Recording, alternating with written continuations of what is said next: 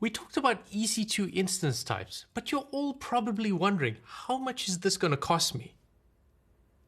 Well, don't fret. For EC2, we have multiple billing options available. The first one, and the one that most people are familiar with, is called on demand. What that means is that you only pay for the duration that your instance runs for. This can be per hour or per second, depending on the instance type and operating system you choose to run. Plus, no long-term commitments or upfront payments are needed. This type of pricing is usually for when you get started and want to spin up servers to test out workloads and play around. You don't need any prior contracts or communication with AWS to use on-demand pricing.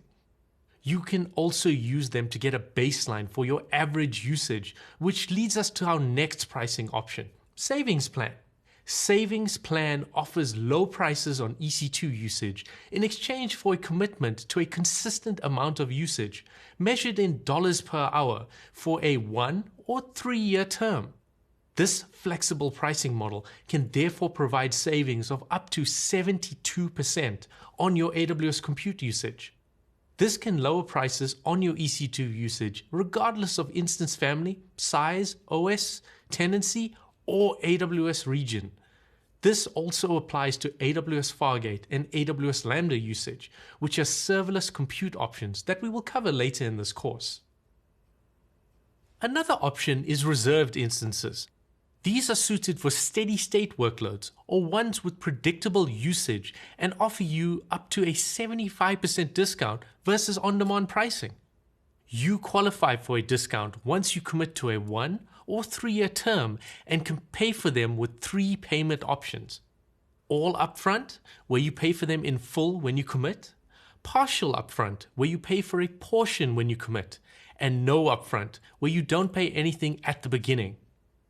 The next option is spot instances, and they allow you to request spare Amazon EC2 computing capacity for up to 90% off the on-demand price. The catch here is that AWS can reclaim the instance at any time they need it, giving you a 2-minute warning to finish up work and save state. You can always resume later if needed, so when choosing spot instances, make sure your workloads can tolerate being interrupted. A good example of those are batch workloads. And finally, we have dedicated hosts, which are physical hosts dedicated for your use for EC2. These are usually for meeting certain compliance requirements, and nobody else will share tenancy of that host.